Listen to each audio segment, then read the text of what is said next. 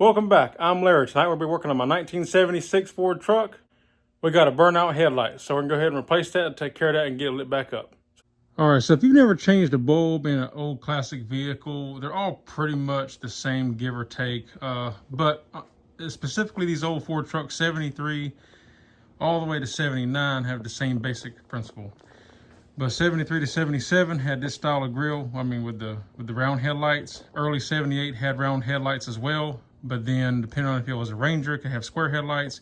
Then later in 78, they had square, and then all of 79 had square headlights. But anyway, to tackle these round headlights, you don't have to remove the bezel on a 73 to 77. And I don't believe so on the 78s as well with round headlights. But you gotta look up in here, you have a screw here, and one more screw right there that holds this chrome trim ring on, and then the light will come out and then you can unplug it. And I've never actually replaced the headlights in this truck. This is my first time ever taking the headlights out of this truck. And funny enough, my 77 about 6 months ago also had the right side headlight go out on it, which is kind of ironic. So, well, that one's broke anyway. I only got two holding mine on, so if that happens, I'm gonna have to order a new trim ring for this one.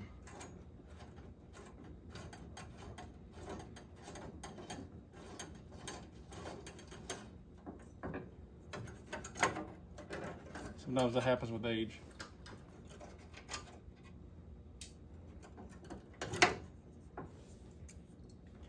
You can see right there where it was spot welded on and the spot welds let go. So this is stainless, so I don't have a way to really weld this, but that's all right. I may riveted it back on. It'll be just as good. I can pull this out. Now, you don't have a whole ton of room to pull out on, but you can probably see out there that gray plug that unplugs it.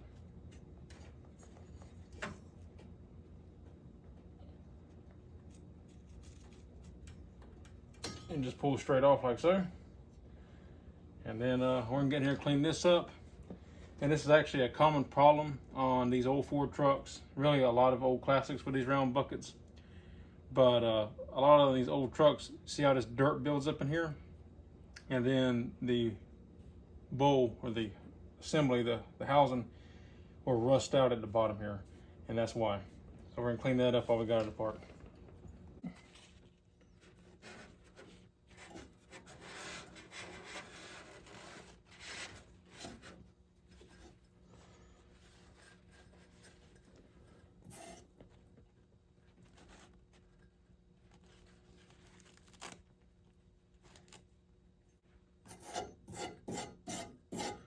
I could take these buckets out and repaint them. I'm not going to do that at this moment. Whenever I pull the grill out to polish it and I can get to everything, I plan on taking these apart then and cleaning everything up and painting it. But luckily, mine are not rusted. There's not one speck of, I mean, you got your surface rust, but there's no pitted rust in here. And I can already tell, and that's a good thing.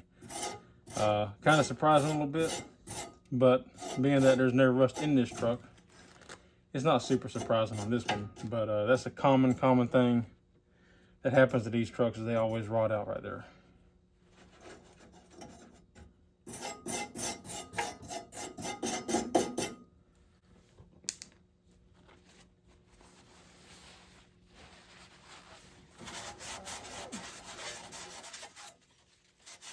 As a matter of fact, surprisingly, you can still see some of the factory black paint there. That's pretty cool.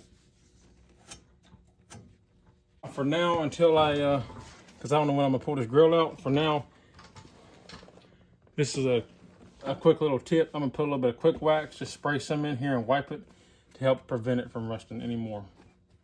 And then, like I said, once I get ready to paint it, I have to come in here and clean it anyway with some acetone, and then that'll take the wax off back off. But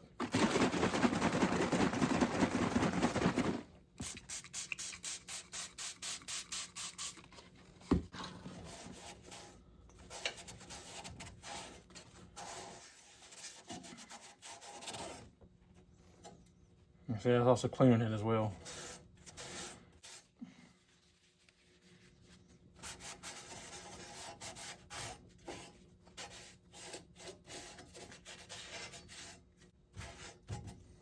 Gonna be the part that we're going to be installing. This is a Sylvania halogen bulb, which is pretty much the same thing that was in there. Funny enough, this is a Wagner bulb that was in there on this side. You can probably see it. You see Wagner right there. And funny enough, the driver's side actually has a Sylvania Performance bulb. But this one here, I got this at O'Reilly's. This ain't the Sylvania Performance. I don't think they make it anymore. But this is just a Sylvania halogen bulb. Should be the same thing. I picked it up at O'Reilly's for about $29. So a little bit pricey. You can actually get them on Amazon cheaper for about $18. But since I needed one right now, I just went ahead and spent the money and bought this one. That is the part number if you want it. And it's a 7-inch bulb is what these trucks take. Okay, so I got the bulb. I take our plastic protecting cover off. And then just plug it in.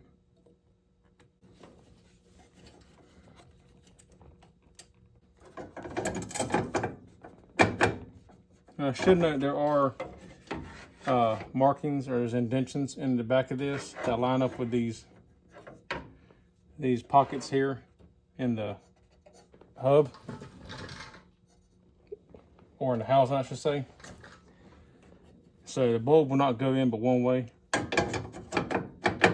You can't get it wrong. Like, if you offset it, you can see it's not going to sit flat.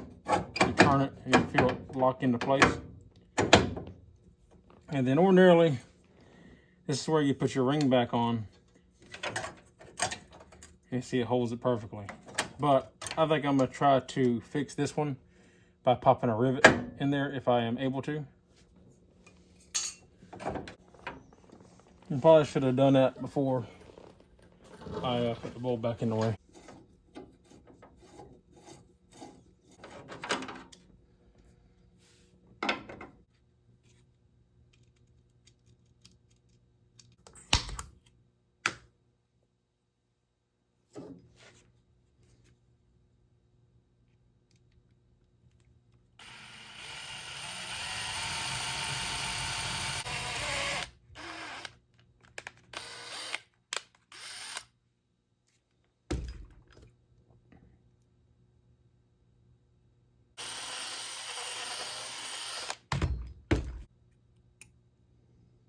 Perfect.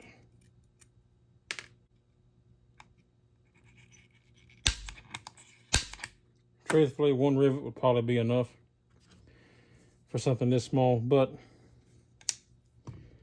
just to ensure that it doesn't move, I figure why not do two.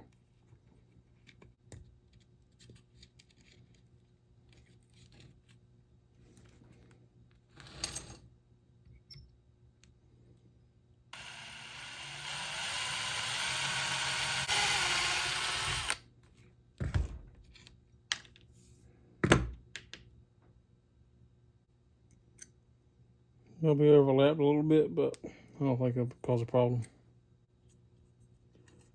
And the good news is I can use my pre-existing other two rivets to help line it up to where the factory had it, and then mark this and drill it.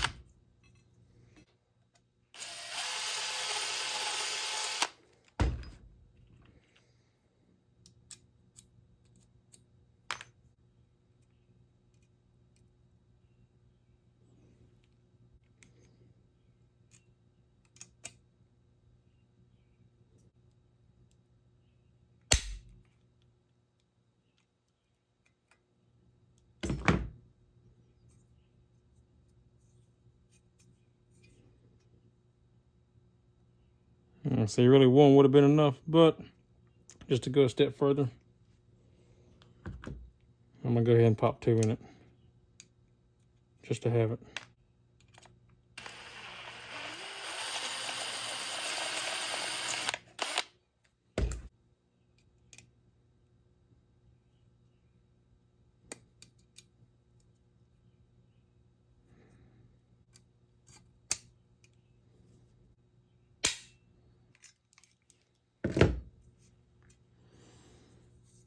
There we go. And the good thing is that since the top one is the one that broke, the ugly pieces sticking up will be toward the top where you can't even see them. Like you really won't be able to see any of them, but they'll be up there. You won't even notice it. If you wanted to, you could take a grinder and grind them down just a little bit flush, but it shouldn't get in the way of the screw, even though it's up there. It's kind of sticking up a little bit. It shouldn't get in the way of the screw any at all. So,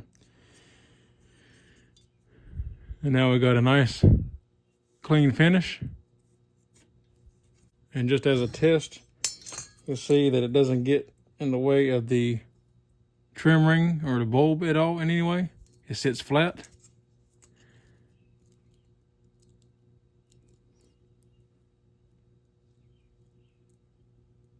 So that'll work perfectly. And that's why I decided to put them in this way, going in from this side instead of this side, because if them were sticking down, it would be a problem with this. But these are nice and flush, so it won't cause an issue. Okay, so just to clean it up a little bit, I did grind it down a little bit, just to make it a little bit flatter. But if you notice, I couldn't take it down flush, because if you take it down completely flush, then the bracket's just gonna pop off. The whole point in it holding is the rivet flares out over the metal and holds it. So if I grind it down flush, it ain't gonna hold it. So I gotta have a little bit of a mushroom effect there to clamp it, but looks a little bit neater, and it'll be easier to get the screw in now too. Just in case you're wondering what rivet I used to do my repair, I use this one here, the 1/8 by 1/4. It's the smallest rivet that I had, and it worked perfectly. This is a assorted set that I got from Harbor Freight. 500 piece set. And funny enough, this is actually the first time I've opened this one, so, because I have several other boxes of rivets, but I never needed one that small. So first time I opened it, and it worked great. All right, so now with that taken care of, we can put everything back together.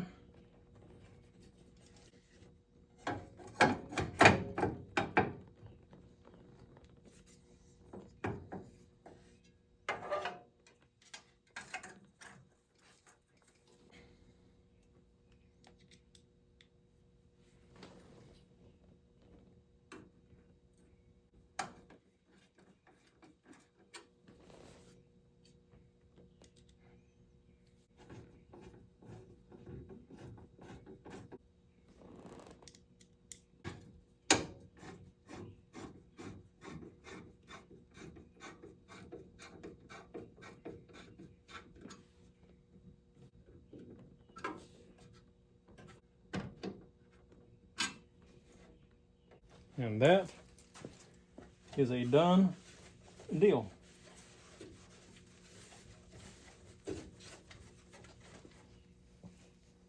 So here's a close-up at the finished product.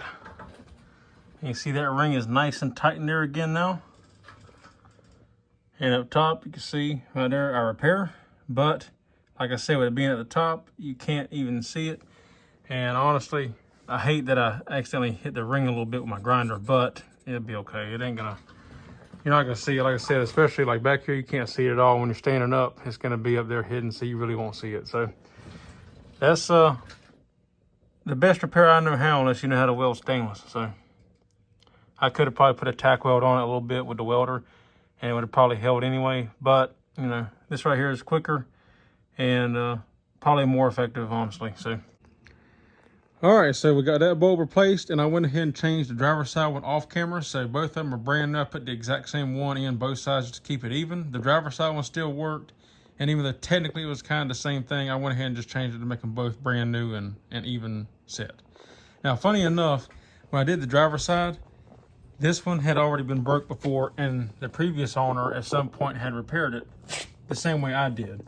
They put a rivet in there, just one rivet instead of two, which I could have done just one, probably should have. But the reason this one has two is because these two were already broke, but one had popped loose again, and I didn't really like the way they had done it. I probably should have put it on camera, but I just went ahead and took care of it because it's the same process. But I went in and popped the rivet in here in this one, and then I said I put two in this one because where they put the first one, it was on the edge, so I went in and popped another one in for extra safety. But yeah, looks really good. Turned out really nice. But it's kind of funny that it had already been repaired once before, the same way I did it. Pretty cool. Okay, and both lights are on, and they look really nice, and they're good and nice and bright, and it looks really good. Also, real quick, if you notice, these rivets look a little bit better. You probably can't tell from up inside here. I didn't grind these down this time. Instead, I did another trick that I discovered that I had thought of trying in the middle of repairing this one. So I took 2 pieces of metal, and this just for demonstration purposes. So I put them together, and I'm going to show you the trick that I did that holds the metal tighter and makes it look cleaner. Okay, so, and to show, it should feel a little bit tighter afterwards. See how it's got a little bit of a looseness to it? What we want to do is get something flat, like the back of this vise, on this bench vise here. And we're going to take a hammer and we're going to hit this rivet, and that's going to smash the rivet down even tighter and also make these plates fit tighter together. Okay, so the close-up before, you see how the rivet is?